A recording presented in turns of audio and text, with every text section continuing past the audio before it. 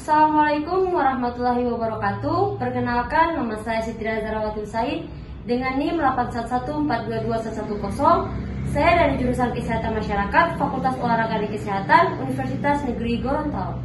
Video kali ini dibuat untuk memenuhi tugas dasar kesehatan lingkungan dengan dosen pengampu Bapak Tri Septia Maksum, SKM MKes. Selamat menyaksikan.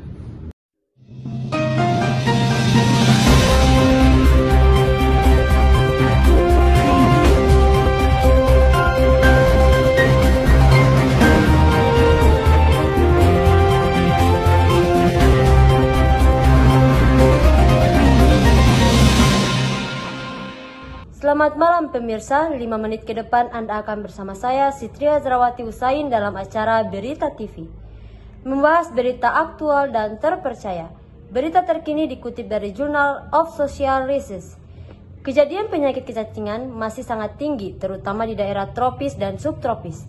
Prevalensi penyakit kecacingan di Indonesia juga masih cukup tinggi dan tersebar luas di pedesaan dan perkotaan.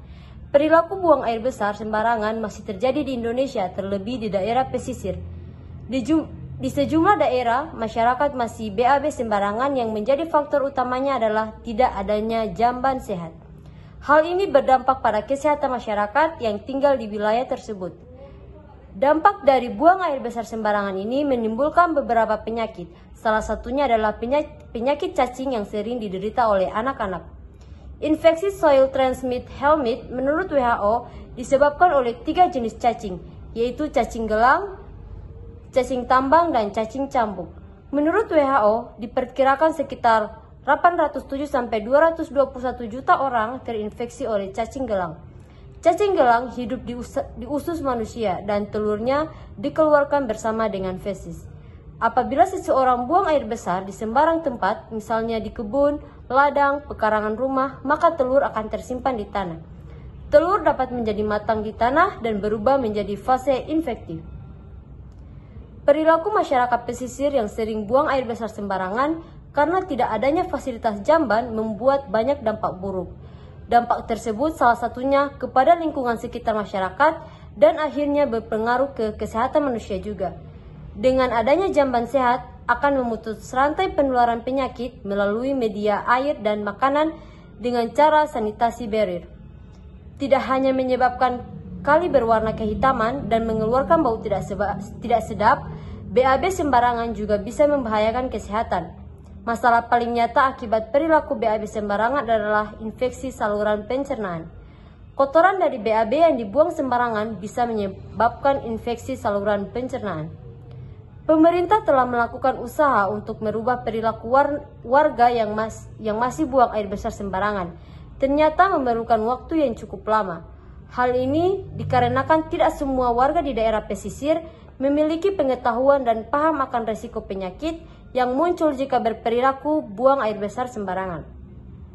Kendala lain yang dialami warga selama ini adalah minimnya dana untuk membangun jamban dan keterbatasan lahan.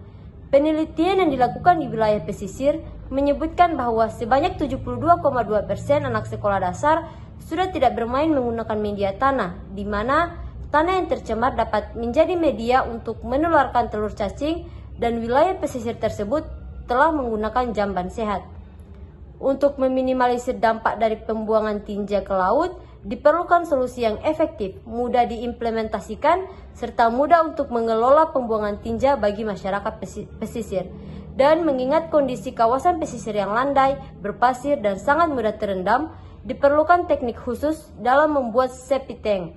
Teknologi tepat guna berupa septic tank komunal adalah rancangan sarana pembuangan tinja yang dapat menjadi solusi bagi masyarakat pesisir daerah pasang surut air laut dalam membuang tinja yang aman.